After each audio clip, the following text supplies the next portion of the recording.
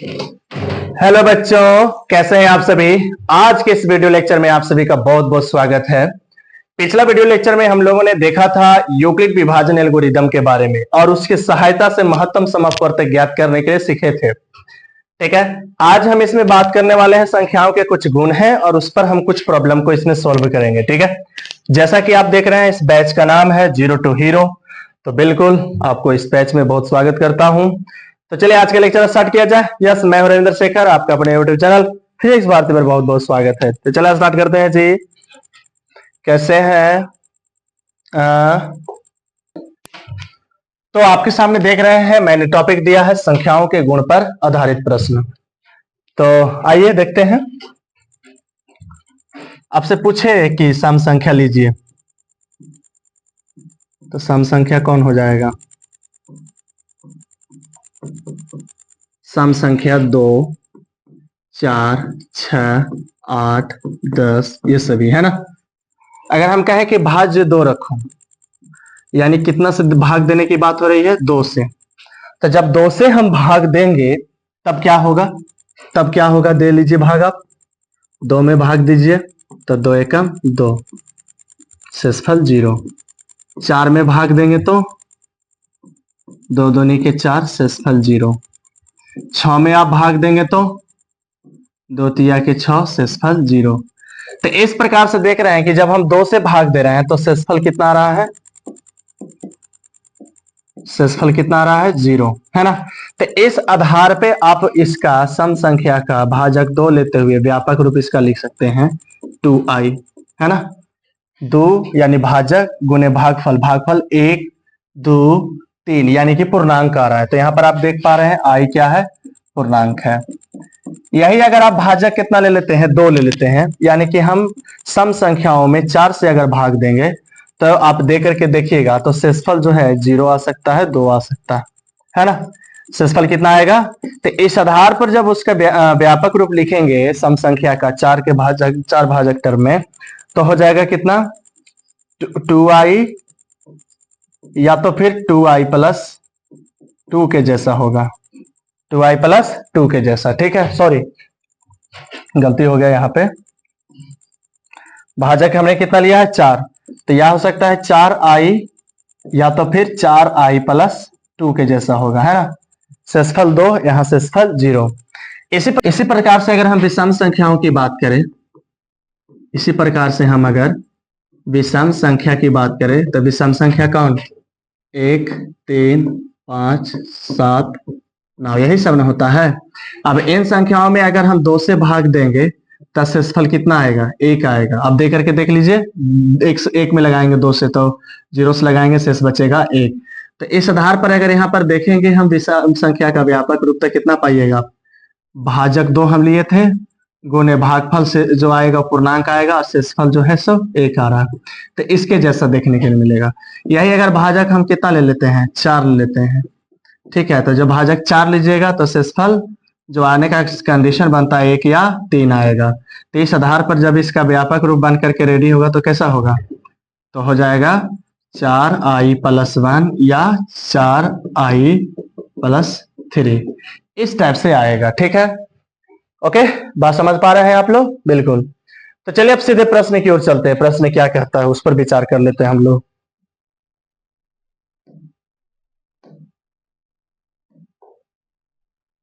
इसमें सबसे पहला प्रश्न आप देख पा रहे हैं। पहला प्रश्न है, दिखाएं कि एक धनात्मक विषम पूर्णांक 4q प्लस 1 या 4q प्लस 3 के रूप का होता है जहां q एक क्या है? पूर्णांक है।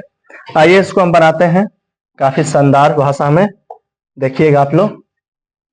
पहले हम लिखते हैं सोल्व। ठीक है, यहां पर क्या बोला है कि धनात्मक विषम पूर्णांक, है ना। तो मान लेते हैं हम, माना कि ए एक धनात्मक विषम पूर्णांक है ना। मैंने ए के बारे में क्या बोला है? ए के बारे में मैंने क्या बोला है कि ये कैसा पूर्णांक है? धनात्मक विषम पूर्णांक है। ठीक है, आगे बढ़े। अब क्या करते हैं, कि हम भाजक कितना 4 की टाइप के है ना, तो मैं भाजक यहाँ 4 ले लेता हूं। भाजक 4 मतलब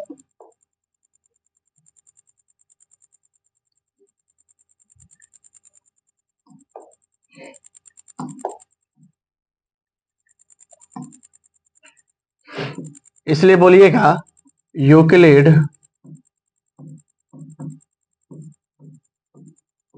विभाजन एल्गोरिथम से क्या हो जाएगा, विभाजन एल्गोरिथम से क्या हो जाएगा, जल्दी से बोलेंगे।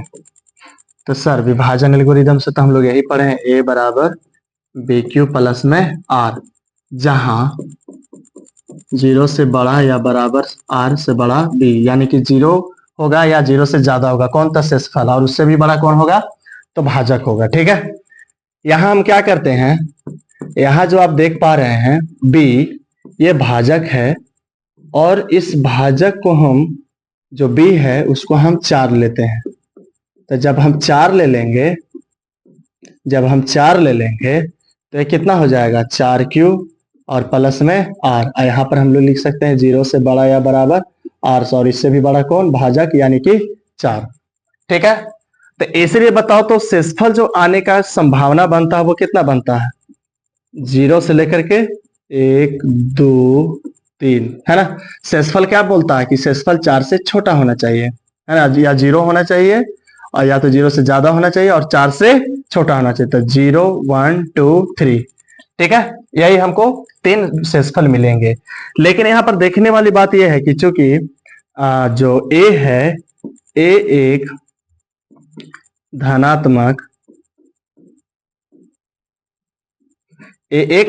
धनात्मक, विषम पूर्णांक है। तो अगर a एक धनात्मक विषम पूर्णांक है और हम उसमें 4 से भाग दे रहे हैं, तो 4 से भाग देने पर शेषफल क्या आ सकता है। ठीक है, आप अगर नहीं समझे थे वहां पर तो यहां पर समझ लीजिए। मैं क्या करता हूं, 1 3 5 7 ये सभी विषम संख्या ले लेता हूं, एकदम देख रहे हैं सामने। अब हम इनमें 4 से भाग देना स्टार्ट करते हैं।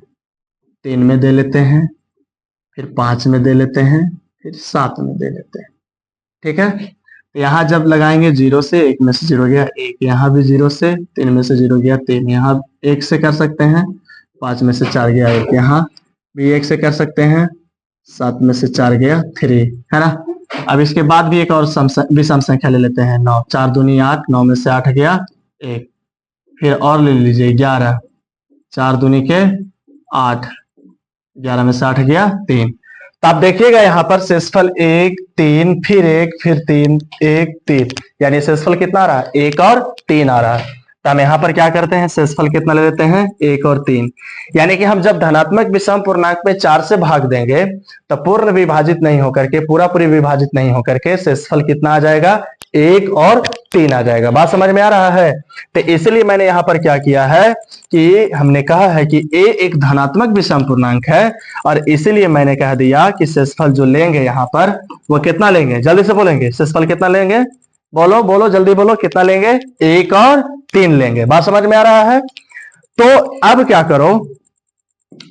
करो कि बारी बारी से r का मान लो। तो यहाँ r बराबर हम क्या करते हैं, r बराबर हम 1 लेते हैं। तो जब r बराबर 1 लेंगे तो a कितना हो जाएगा, a कितना हो जाएगा, कहां से हम विचार कर रहे हैं, यहां से, कहां गया जी, यहां से देख रहे हैं। तो a का जो मान हो जाएगा 4q प्लस 1 हो जाएगा। ठीक है, बात समझ में आ रहा है। फिर क्या करो कि r की जगह पे अभी और बच रहा है ना, तो r की जगह पे कितना ले लो, 3। तो जब 3 ले लेंगे तब a कितना हो जाएगा, 3q, सॉरी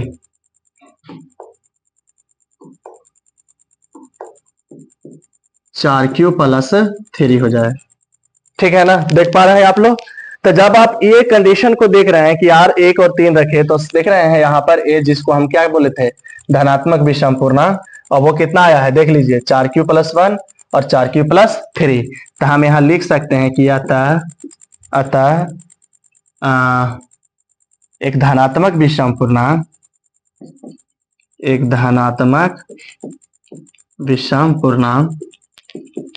किस रूप में होता है बोलो? 4q+1 या 4q+3 के रूप का होता है। क्या आपको ये समझ में आया? आगे बढ़े, अब अगला प्रश्न पर विचार करें। अगला प्रश्न देखिएगा, कहता है यूक्लिड विभाजन प्रमेय का प्रयोग करके दर्शाइए कि धनात्मक पूर्णांक का वर्ग किसी पूर्णांक m के लिए 3m या 3m+1 के रूप का होता है। इसको भी एकदम फोटोकॉपी ऐसे ही बनाना है, बस खाली यहाँ पर बोल दिया है वर्ग, तो घबराना बिल्कुल नहीं है, ये भी वैसे ही बनेगा, बड़ा सिंपल है। तो इसको सॉल्व करते हैं। चलो लिखते हैं, माना, फिर से वैसा है, माना कि एक क्या है, धनात्मक है ना, धनात्मक पूर्णांक है। क्लियर हुआ? ए क्या है? धनात्मक पूर्णांक है। इसलिए बताओ तो ए का वर्ग कितना हो जाएगा, बोलो जल्दी से। यहाँ चूंकि वर्ग बोला है ना, या हम ये लिख सकते हैं,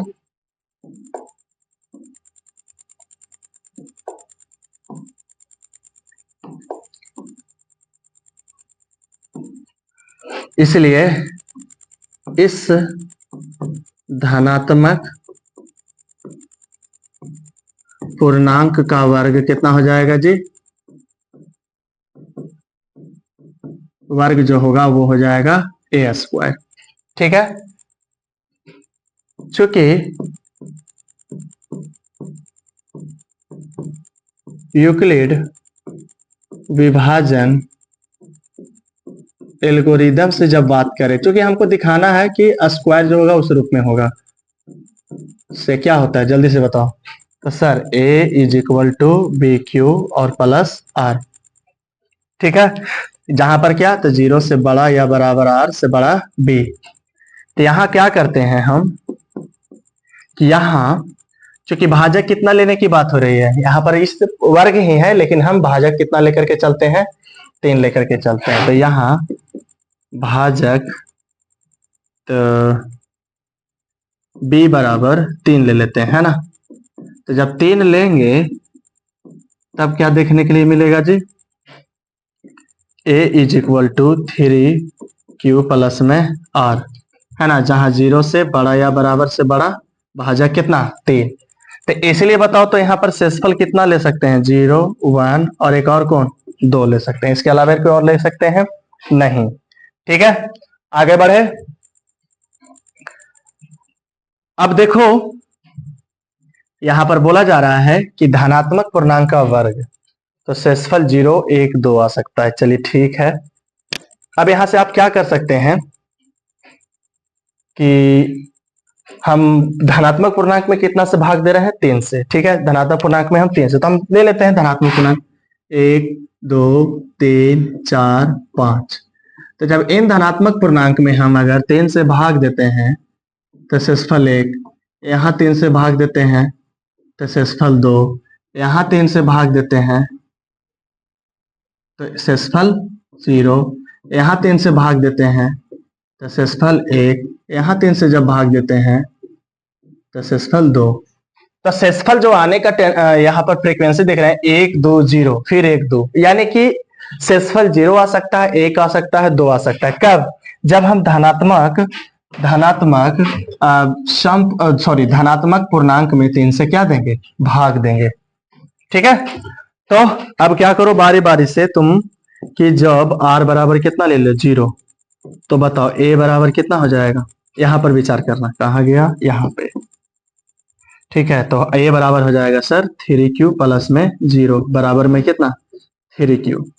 इसलिए क्या करो कि a² निकालो, चूंकि हमको वर्ग में दर्शाना है ना। बोला क्या कि वर्ग जो होगा वो 3m या 3m+1 के रूप के होगा। तो a² बराबर क्या हो जाएगा, 3q का स्क्वायर। इसको हम लोग लिख सकते हैं 9q का स्क्वायर। इसको और आगे बढ़ाएंगे तो लिख सकते हैं 3 गुने 3q²। ठीक है, इसको और आगे बढ़ाते हैं तो लिख सकते हैं हम लोग 3m। हम लोग माने हैं क्या, जहां 3q² को हमने m माना। ठीक है, 3q² को हमने क्या माना, क्योंकि क्यू क्या है, क्यू भी एक पूर्णांक ही है यहाँ पे। तो जब पूर्णांक का स्क्वायर करेंगे तो पूर्णांक, और 3 से गुना करेंगे तो पूर्णांक, और उस पूर्णांक को हमने क्या ले लिया है, m ले लिया है। तो देखे एक रूप क्या आ गया है, 3m, किसका, तो a स्क्वायर का। ठीक है, इसी प्रकार से आप क्या करो, इसी प्रकार से आप क्या करो कि r बराबर, जब r इज इक्वल टू 1, तो बताओ a कितना हो जाएगा, तो a हो जाएगा सर 3q प्लस r के जगह पे कितना है, 1 लेना है तो 1 ले लिए। तो इसीलिए बताओ स्क्वायर कर दो, तो स्क्वायर करेंगे तो कितना हो जाएगा, 3q प्लस 1 के होल स्क्वायर। इसको तोड़ दो तो 9q स्क्वायर, ठीक है, प्लस 3 दूनी के 6q, आप होल स्क्वायर पर तोड़िए, 2ab, तो 2a की जगह 3q और b की जगह 1, तो 2 तिया 6q और इंटू 1 6q, और प्लस में 1 का स्क्वायर करेंगे तो 1।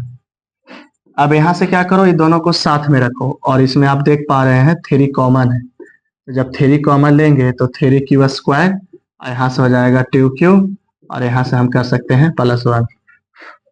अब देखिएगा यहाँ पे, इसको देख रहे हैं, वो भी ये क्या है, पूर्णांक का स्क्वायर, पूर्णांक 3 में गुणा करेंगे पूर्णांक, प्लस 2 इंटू पूर्णांक, पूर्णांक इंटू 2 पूर्णांक, और पूर्णांक में पूर्णांक जोड़ेंगे तो पूर्णांक आएगा। तो यहाँ पर हम क्या लिखते हैं, 3m और प्लस 1। हमने क्या कहा, यहाँ जहां 3q स्क्वायर प्लस 2q बराबर m माने, है ना। इसी प्रकार से बात को आगे बढ़ाएं। इसी प्रकार से अब क्या करें हम, जब r बराबर कितना रख लेते हैं 3, तो a कितना हो जाएगा जी, जल्दी से बोलो, 3q और प्लस में 3, इसलिए स्क्वायर निकालो इसका, तो 3q प्लस में 3 का होल स्क्वायर क्या हो जाएगा, जल्दी बोलो। तो सर 3 तिया के 9q स्क्वायर, हाँ जी, फिर 2ab, तो 2 इंटू 3 इंटू 3, तो 2 तिया 6 तिया 18, और उसमें क्यू बच रहा था तो क्यू, और 3 तिया के 9। देख पा रहे हैं आप लोग। अब क्या करो आप इसमें कि 9 कॉमन ले लो, तो जब 9 नहीं लो, 3 कॉमन लो, तो जब 3 कॉमन लेंगे तो कितना हो जाएगा, यहाँ हो जाएगा 3q स्क्वायर, यहाँ हो जाएगा 6q, और यहाँ हो जाएगा 3। ठीक है, अब आप क्या करो कि इन सभी के स्थान पे आप m मान लो, तो m मान लिए, क्या किए हैं, जहां 3q square plus 6q plus 3 बराबर m माने, है ना।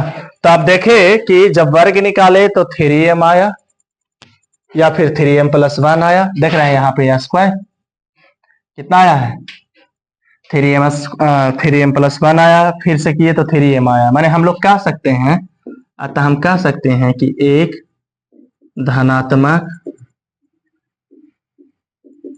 पूर्णांक का वर्ग जो होता है, क्या होता है बोलो, तो 3m या 3m प्लस 1 के जैसा होता है।